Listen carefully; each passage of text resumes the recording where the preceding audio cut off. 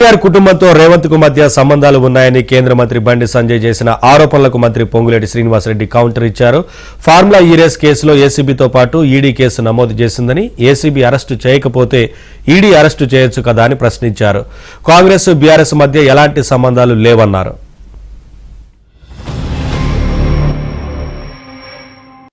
రాష్ట్ర ముఖ్యమంత్రికి ఏదో అంతకుముందు కసి ఉండే రాష్ట్ర ముఖ్యమంత్రి గారికి ఉందనుకునే అయితే ఇద్దరు ఒక్కటైనా డౌట్ వస్తుంది. రాష్ట్ర ముఖ్యమంత్రి కేటీఆర్ ఒక్కటైనా డౌట్ వస్తున్నది. ఎందుకంటే ఒక ముఖ్యమంత్రి పడుకొని లొట్టబీసి ముఖ్యమంత్రి అంటాడు, ఒక ముఖ్యమంత్రి సన్నాసి అంటారు, ఒక ముఖ్యమంత్రి చాతాన ముఖ్యమంత్రి అంటే కూడా ముఖ్యమంత్రి పడుతున్నట్టు వీళ్ళు ఇద్దరి మధ్య అండర్స్టాండింగ్ ఏది?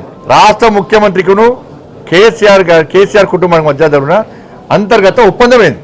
ఏదో ఉన్నావు ఇద్దరి మధ్యలో. నన్ను చూడు అందరు చూడండి, ఇక చూడు అంటే ఆశ్చర్యం పీకలేదు. అలా అరెస్ట్ చేస్తారా ఆశ్చర్యం డౌట్ ఎప్పటికి.